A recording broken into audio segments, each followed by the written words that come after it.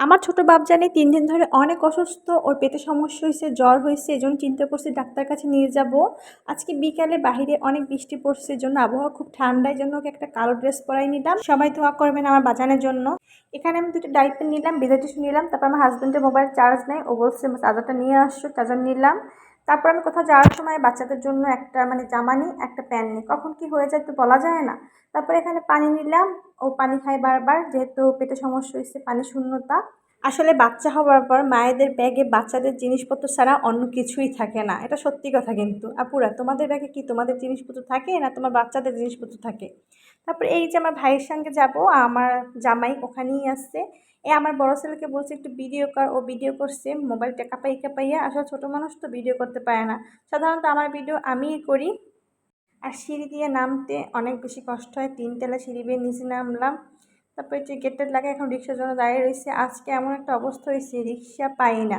২-১টা যা পাই তাও যাবে না। কারো চাকায় সমস্যা, কারো রিক্সায় বাজারের ব্যাগ, কোনো রিক্সাই পাচ্ছিলাম না। অনেকক্ষণ যাবত এই ওয়েট করতেছি।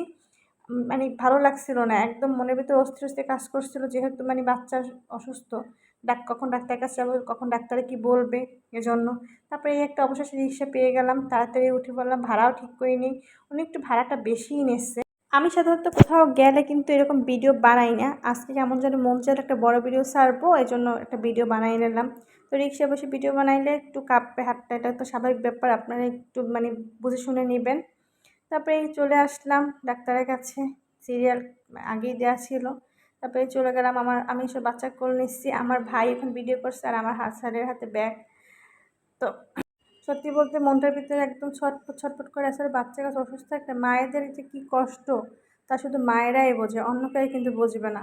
তারপরে ডাক্তার দেখাই বাহিরে বের হলাম। আসলে আমার বাচ্চার বয়স তুলনায় ওর ওয়েটটা অনেক বেশি কম। ডাক্তার একটা লম্বা প্রেসক্রিপশন ধরাই দিল। অনেকগুলো ওষুধ দিল, সবগুলোই নিব। ডাক্তারে ভালো বুঝিয়ে দিচ্ছে। আসলে আমি আমার বাচ্চাদের বেশি ওষুধ খাওয়াই না। তবে মাঝে মাঝে ২-১ সময় যদি প্রয়োজন হয় তাহলে একটু খাওয়াইতে হয়। তাই তো আমার হাজব্যান্ড ওষুধ কিনছে, আমি একটু ভিডিও করে নিলাম। মন না চাইলেও ভিডিও করতে হবে, কারণ কয়েকদিন যাবত আমার বড় ভিডিও দেওয়া হচ্ছে না। এজন্য চিন্তা করলাম যেহেতু বাহিরে বের হয়েছি, সেহেতু একটা ভিডিও বানিয়ে নিই। তারপরে ওষুধগুলো নিলাম, সাথে একটা সিবেট নিলাম। আমার বড় ছেলে আবার কখন ওষুধ কিনতে গেলে তার সিবেট লাগবে। আমার ছোট ছেলেকে তার মামার কোলে ধরাই দিলাম যে তুই এখন একটু করে নে।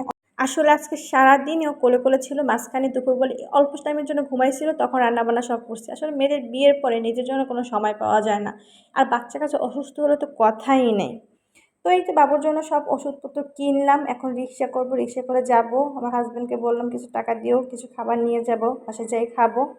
তো আর কি বলবো, সবাই আমার ছেলের জন্য দোয়া করবেন, ও যেন খুব তাড়াতাড়ি সুস্থ হয়ে যায়।